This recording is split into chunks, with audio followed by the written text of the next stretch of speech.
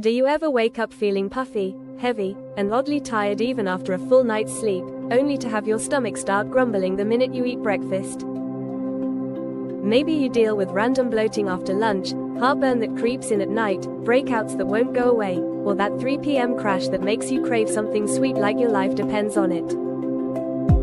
A lot of people chalk this up to stress or age, but there's a hidden saboteur most folks never consider, a daily habit disguised as normal that can quietly wreck your gut health from the inside out. I'm talking about the #1 worst food for your gut, refined sugar. Not the natural sweetness locked inside whole fruit with fiber and nutrients, but the stripped down, concentrated, industrial sugar that sneaks into coffee creamers, breakfast cereals, granola bars, bottled smoothies, yogurt cups, pastries, sauces, salad dressings, condiments, flavored oatmeal, energy drinks, and even so-called healthy protein bars. If you've ever wondered why your digestion feels unpredictable, why your skin flares up, why your energy swings like a pendulum, why your brain feels foggy at the worst possible times, or why your moods seem to ride a roller coaster, the answer might be sitting right in your pantry and pouring into your morning mug.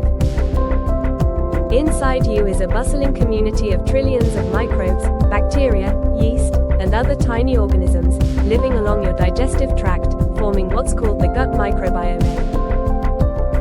Think of it like a neighborhood that runs your life behind the scenes. These residents help break down food, create vitamins, teach your immune system what to attack and what to ignore, and even send chemical messages that influence your mood and cravings.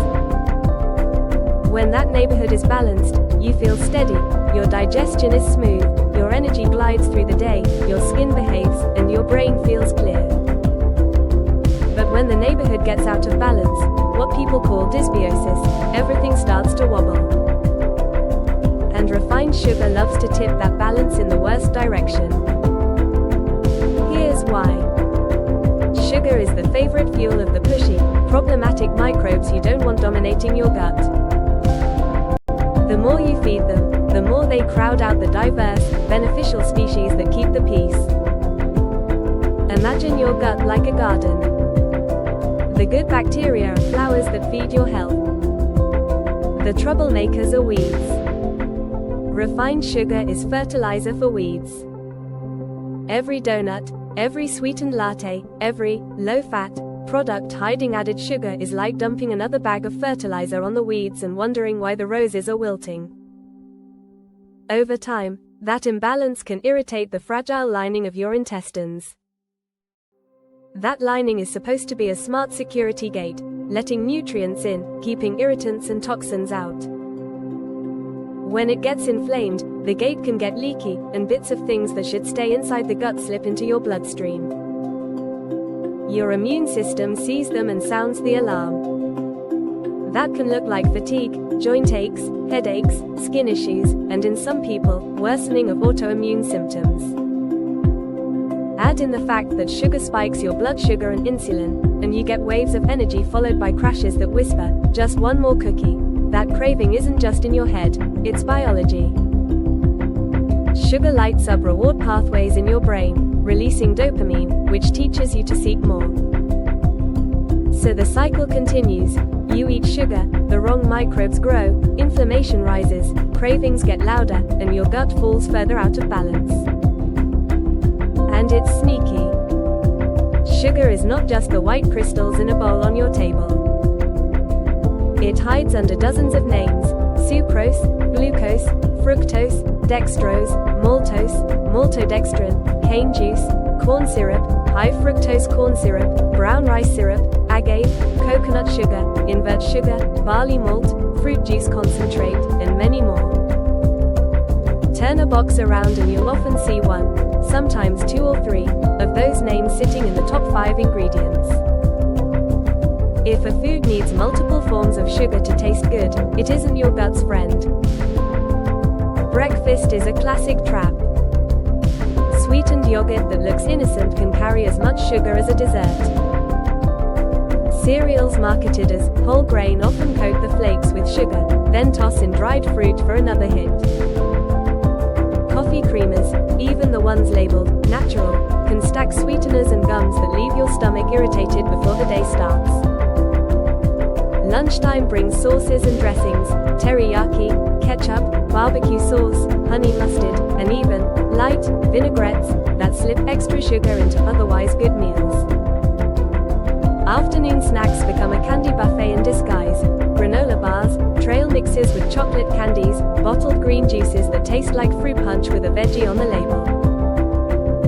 Then dinner arrives, and you might relax with takeout where the glaze on the chicken or the sauce in the noodles is sugar heavy. Dessert is optional, because by then, you've eaten dessert all day without knowing it. If this hits close to home, the good news is your gut is resilient. It wants to heal. Your job is to stop pouring gasoline on the fire and start feeding the flowers in your garden again. The first step is awareness. For 1 week, read labels like your health depends on it, because it does. If sugar or any O's word or syrup is in the first 3 ingredients, put it back on the shelf. If the label lists 2 or more added sugars, that's a hard pass. If the serving size is laughably small and the sugar looks okay, multiply it by the amount you'll actually eat. Tiny serving sizes are a classic trick. Next, build meals that stabilize your blood sugar so you're not pulled around by cravings. At each meal, aim for a mix of protein, fiber, and healthy fat. Picture a plate, about half non-starchy vegetables, a palm-sized portion of protein, a thumb or 2 of healthy fats like olive oil, avocado, nuts, or seeds, and a modest serving of slow-digesting carbs like quinoa, oats, sweet potato, or beans if they sit well with you.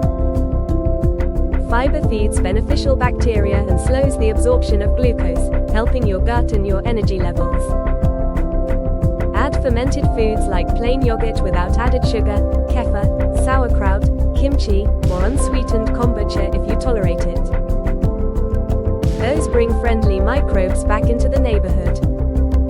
If you can, include prebiotic-rich foods that feed good bacteria, onion, garlic, leeks, asparagus, green bananas, cooked and cooled potatoes or rice that form resistant starch, oats soaked overnight.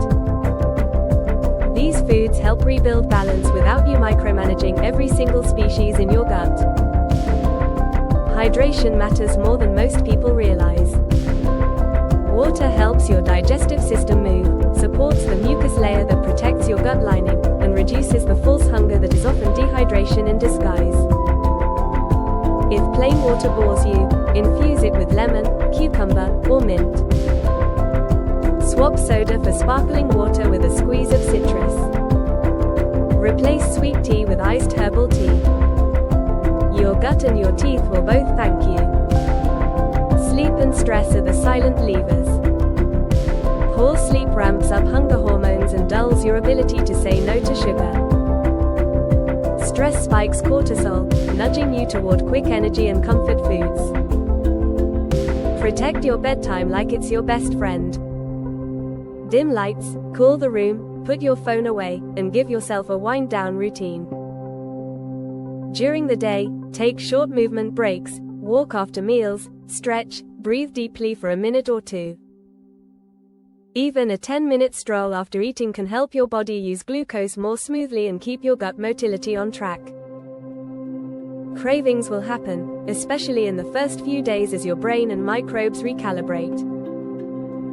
When a craving hits, use a simple protocol: drink a glass of water, eat something with protein and fiber, like a handful of nuts and an apple, or carrot sticks with hummus, or Greek yogurt without added sugar. Then move your body for 5 minutes, walk up and down the stairs, step outside, do a few squats. That trifecta, water, protein, fiber, movement, blunts the craving wave. Remind yourself that the urge rises and falls like a tide. You don't have to obey it. If dessert is part of your identity or your family culture, don't try to white knuckle forever. Upgrade it. Choose a square or 2 of high cacao dark chocolate, bake with mashed banana or dates in small amounts, make chia pudding with unsweetened almond milk and a few berries, or freeze grapes for a cool treat.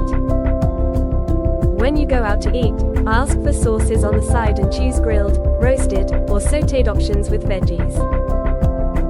If a friend offers you cake at a party, say, "It looks amazing, saving room for dinner, but I'll take a small taste," and actually take a small taste, slow down, enjoy it, and stop. Sugar loses power when it stops being forbidden and starts being a conscious choice. Now, let's talk specifics you can do today. In the morning, ditch sweetened creamers and try coffee with a splash of unsweetened milk or half and half, or go with cinnamon and vanilla extract for flavor without sugar. If you love oatmeal, skip the instant packets, make rolled oats and add cinnamon, chopped nuts, and a few berries. If you eat eggs, pair them with sautéed greens and avocado, or wrap them in a whole grain tortilla with black beans and salsa.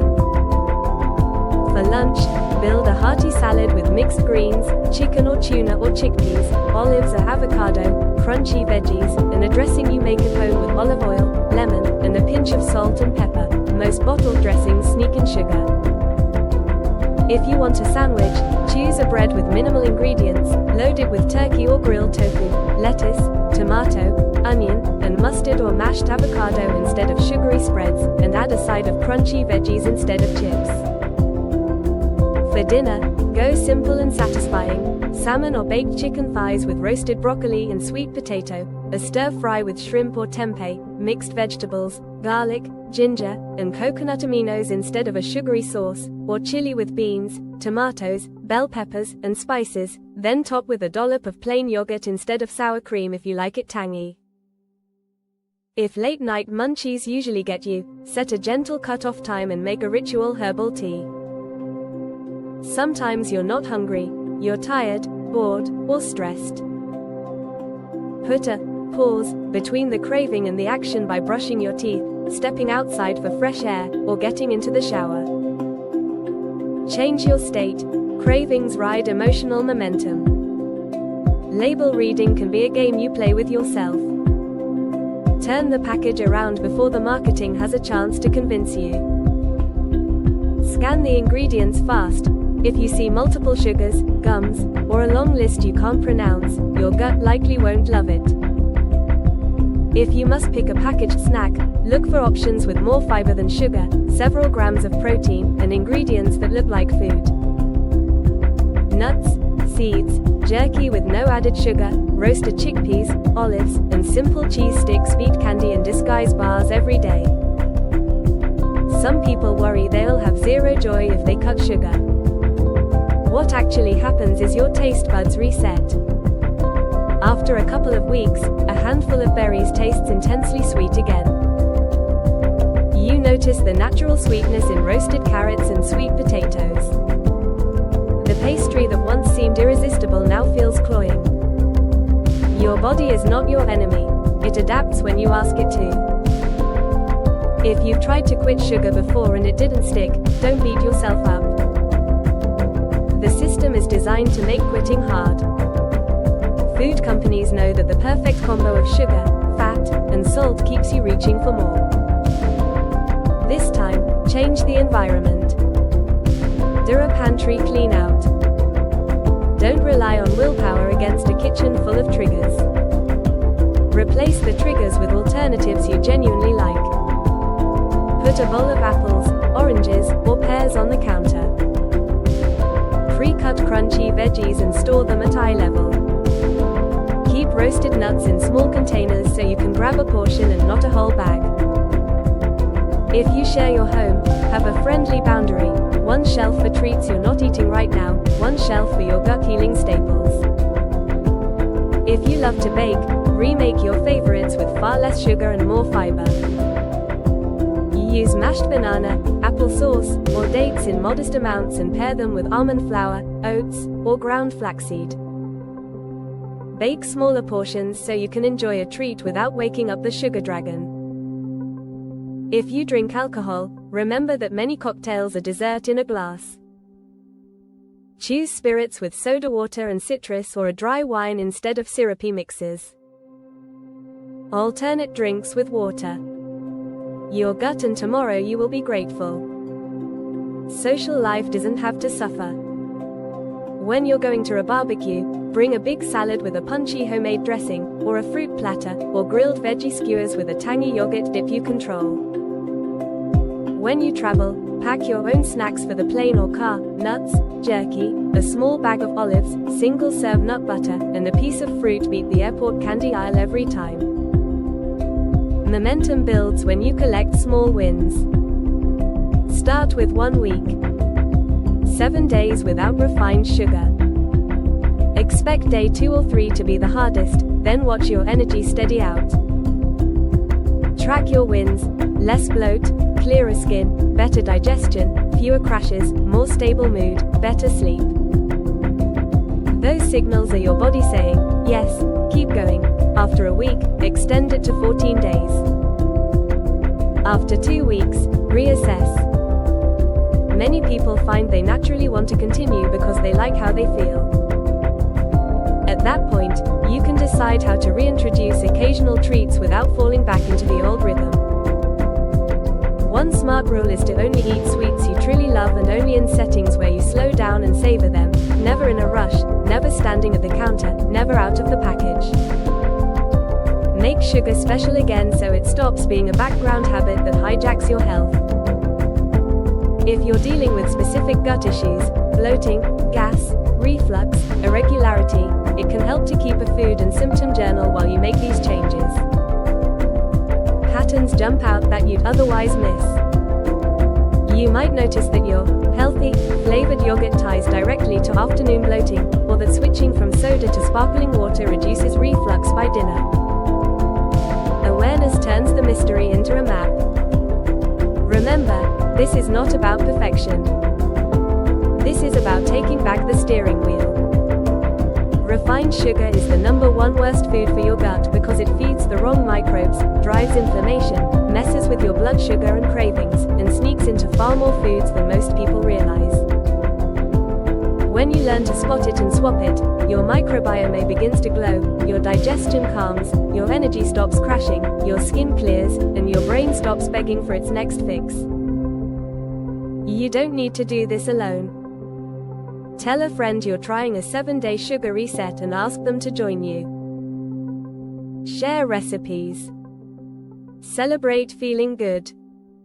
Put a sticky note on your fridge that says, "Feed the flowers, not the weeds." Every better choice is a vote for the body you want to live in.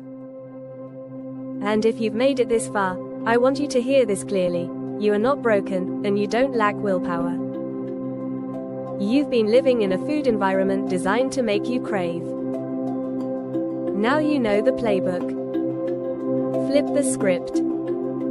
Choose real food most of the time, upgrade your favorites, bring in fiber, protein, healthy fats, fermented foods, hydration, sleep, and a little daily movement. Watch what happens to your gut and your life when sugar stops running the show. If this resonated with you, share it with someone who's stuck in the same loop, hit like so more people see it, subscribe for more simple, science-savvy health tips, and drop a comment with the one sneaky sugar source you're cutting this week. Your gut is listening. Treat it like a garden you love, and it will love you back.